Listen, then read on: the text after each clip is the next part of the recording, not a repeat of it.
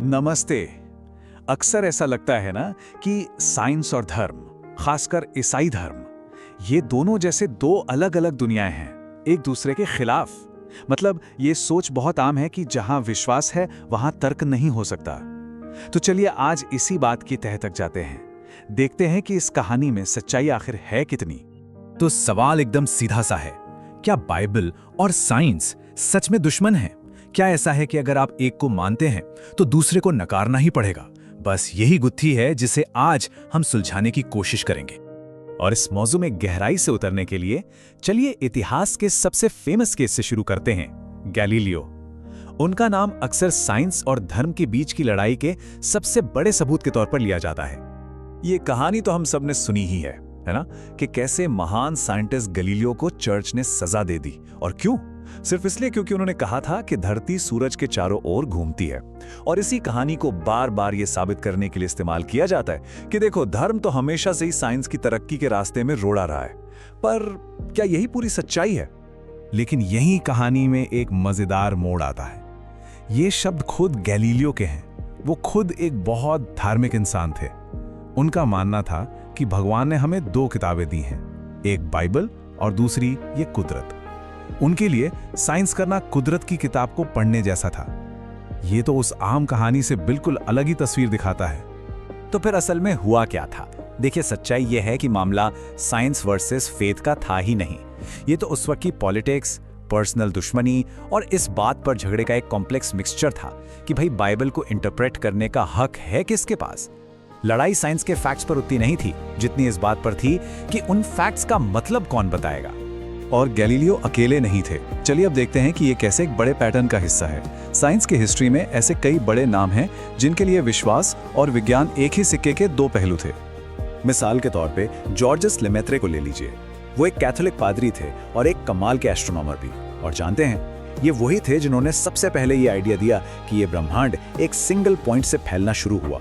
एक आइडिया जिसे आज हम सब बिग बैंग थ्योरी के नाम से जानते हैं। और फिर आते हैं ग्रेगर मेंडल, जिन्हें हम फादर ऑफ जेनेटिक्स भी कहते हैं।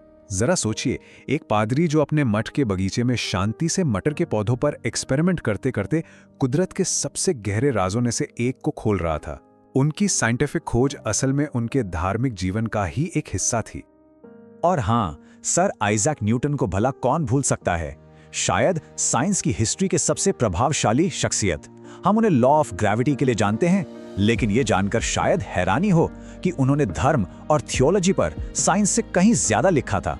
उनके लिए ब्रह्मांड के नियमों को समझना मतलब भगवान की कारीगरी को समझना था।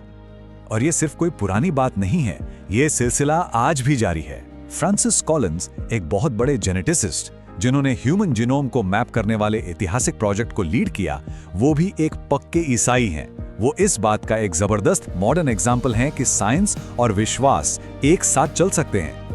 तो ये तो हुई इतिहास की बात, जिसने हमें बताया कि अतीत में साइंस और विश्वास साथ साथ चले हैं। लेकिन आज की दुनिया में क्या सिचुएशन है? क्या वो पुरानी लड़ाई वाली बात आज भी सच है? जरा इस नंबर पर गौर कीजिए, 65%।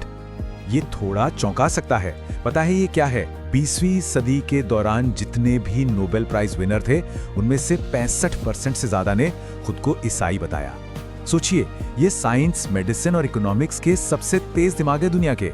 ये आंकड़ा उस आम सोच को सीधे सीधे चैलेंज करता है कि अगर आपको टॉप लेवल का साइंटिफिक काम करना है तो अपने विश्वास को बाहर छोड़कर आना पड़ेगा। और ये बात सिर्फ अलग अलग साइंटिस्ट तक ही सीमित नहीं है, बड़े लेवल पर भी साइंस और विश्वास में तालमेल दिखता है। क्या आपको पता है कि वेटिकन की अपनी एक मॉडर्न ऑब्जर्वेटरी है जो ब्रह्मांड के रहस्यों पर रिसर्च करती है? इतना ही नहीं, दुनिया भर में कई बड़े ईसाई संगठन इवोल्यूशन और बिग बैंग जैसी साइंटिफिक थ्योरीज को अपनी धार्मिक सोच के साथ बिल्कुल कंपैटिबल मानते हैं। तो अगर इतने सारे महान वैज्ञानिक ईसाई रहे हैं और कई ईसाई संस्थाएं भी खुले तौर पर साइंस को अपनाती हैं, तो फिर ये साइंस वर्सेस धर्म वाली लड़ाई की सोच इतनी मजबूत क्यों है? याती कहां से है? असली प्रॉब्लम है क्या? और यहीं पर इस पूरी बहस का सबसे जरूरी पॉइंट आता है। देखिए, असली लड़ाई अक्सर पूरे ईसाई धर्म और साइंस के बीच है ही नहीं, बल्कि एक खास तरह की सोच जिसे हम फंडामेंटलिज्म या कट्टरपंथ कहते हैं, और साइंस के बीच है। इसका मतलब क्या है? मतलब जब धार्मिक किताबों को बिल्कुल शब्द ब शब्द एक साइंस की टेक्स्ट बुक की तरह पढ़ा जाए और उसमें जो कविता है, जो इशारे हैं, जो उसका ऐतिहासिक कॉन्टेक्स्ट है, उसको पूरी तरह से इग्नोर कर दिया जाए, असली टकराव तो यहीं से शुरू होता है। तो ये हमें एक बहुत ही इंटरेस्टिंग आइडिया की तरफ ले जाता है। क्या ऐसा हो सकता है कि साइंस और विश्वास दोनों ही सच तक पहुंचने के दो अलग-अलग पर उतने ही जरूरी रास्ते हों? इस एनालॉजी के बारे में सोचिए। एक डॉक्टर है, वो किसी इंसान को कैसे समझता है? डेटा से, बायोलॉजी से, शरीर की बनावट से। मतलब वो बताता है कि कोई इंसान कैसे काम करता है।